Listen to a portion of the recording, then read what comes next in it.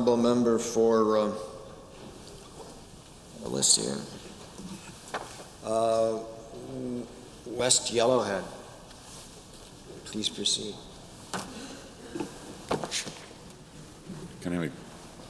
Is it okay if I remain sitting through for the?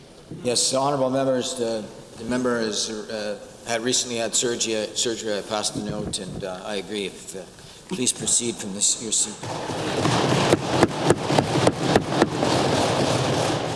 Thank you, Mr. Speaker. First, Mr. Speaker, I have to congratulate you on being elected as Speaker of this great House. I would like to also recognize and congratulate the Deputy Speaker. You both have been doing a fantastic job keeping the order and decorum in this Assembly and have shown great impartiality. I rise in great pride today to give my maiden speech on behalf of the citizens of West Yellowhead. 18 individuals have represented this geographical area before me, and I'm honoured to be number 19. I believe that West Yellowhead is one of the most diverse and complex constituencies in Alberta. The constituency is large, covering an area of 37,331 square kilometres. Starting in the east, the constituency begins at Range Road 160, which is near Wolf Lake, and then goes all the way to the BC border. The southern boundary is the Brazeau River and ends north of Grand Cache at the Smoky River. Mr. Speaker, my constituency is made up of the following major municipalities: Edson, Hinton, Grand Cache, and Jasper, as well as a few of the smaller communities including Catamount, Robb, Brule, Carldale, and Millers Lake. All of these areas, big and small, consist of Albertans who work and play right here in our great province. Like the rest of Alberta, the prolonged economic slowdown our province currently finds itself in has not left our constituency untouched, but my constituents have all seen the drop in the price of oil before and know that we'll get past this one as well. Mr. Speaker, when I tell you that my West Yellowhead represents a snapshot of all aspects of our province's economy, I'm not kidding. My constituents work in industries and businesses that include forestry, coal mining, oil and gas, tourism, and recreation, all the while playing in the beautiful and world-renowned Jasper National Park. Many wildland parks such as Wilmore and Whitehorse, provincial parks that are scattered throughout the constituency and also in their own backyards. Specifically, Mr. Speaker, as you approach the constituency from the east, you enter the prominent town of Edson, a town, Mr. Speaker, that is home to Weyerhaeuser, a strand board mill that utilizes poplar trees in the constituency, a West Fraser dimensional sawmill, and furniture product manufacturer that also supplies wood chips to the Hinton pulp mill. Coal Valley Coal, a mine located south of Edson that produces lower-grade coal that is primarily shipped overseas to China for the production of power and steel. The Dubonnet gas field is also within this area. All of this industrial activity employs and provides spin-off jobs to the community in and around Edson. Also, Mr. Speaker, approximately 975 farms and ranches surround this section of West Yellowhead and add to the agricultural industry of this great province. Edson is also a recreational community that has prominent sales in all-terrain and recreational vehicles. It also features the upcoming completion of the Edson Hospital this spring, Mr. Speaker, and has a plan to replace the pre-existing Dakin Elementary School infrastructure. It is our hope, Mr. Speaker, that the province addresses this town's dire need of additional seniors housing and works together with the Evergreen Society at expanding current facilities such as the Pioneer Lodge. Hint, Mr. Speaker, west of Edson is also in need of additional seniors housing as the Pine Valley Lodge is in dire need of expansion, while the Good Samaritan Society requires improved measures for providing its residents with consistent quality care. Hinton, to which I'm proud to call home, Mr. Speaker, provided Alberta with its first pulp mill in 1956. It continues to strive as a resource-based town consisting of the West Fraser Pulp and Sawmill, West Fraser Forestry and Silviculture Division, Tech Coal, which is metallurgical coal and has many gas fields. Mr. Speaker, it is home to the original Forestry Centre, a facility that is world-renowned, training for forest firefighters, their pilots, using the centre's flight simulation technology. A facility, Mr. Speaker, that is looking to expand. Nestled in the foothills, Mr. Speaker, Hinton has a unique community of partners making up the Forest Research Institute, an institute that aims to drive Alberta towards sustainable land and resource management through increased research on the mountain pine beetle, grizzly bear study, caribou study, to name a few. Industry and government funding continues to be needed to pursue further research that will directly affect and impact our province as well as the rest of Canada. Forest recreation, Mr. Speaker, is also key to the local economy within the foothills. Hunting, fishing, recreational activities, and the annual events such as Wild Mountain Music Festival attracts hamlets of people to the region, and the government of Alberta, Mr. Speaker, needs to actively continue to address the environmental impact and damage of random camping, ATV use, as well as the increased risk of forest fires.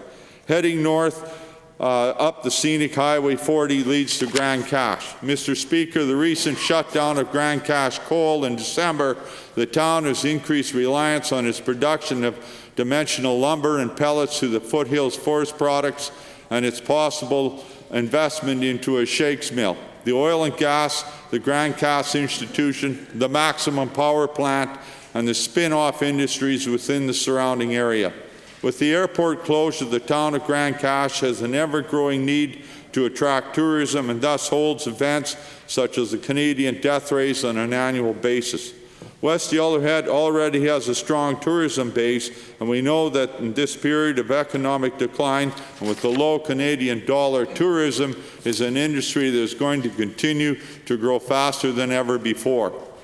The government of Alberta needs to continue to work with the Town Council and local citizens to address the closure of the coal mine and airport, and as the representative, I'll continue to fight for the success here in the Assembly every day. Despite these minor setbacks, I'm confident that our government's plan to promote job creation and economic diversification will help the people of West Yellowhead to get back on their feet.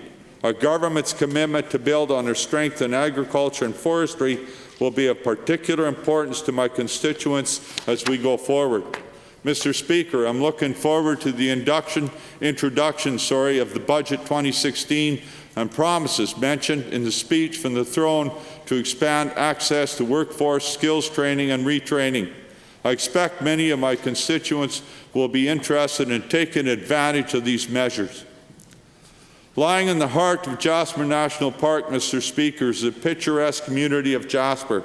As an international tourism destination, Jasper National Park boasts some of the most photographed sites in the world. From Moline Lake and Spirit Island to the local wildlife, Marmot Basin, Jasper in January, Jasper have a small town infrastructure that attempts to host thousands of tourists. I'm confident that our government's investment of $34 billion into the provincial capital plan will finally start to address the pressures on our local infrastructure and help us build the roads, transit, and other facilities that are so badly needed.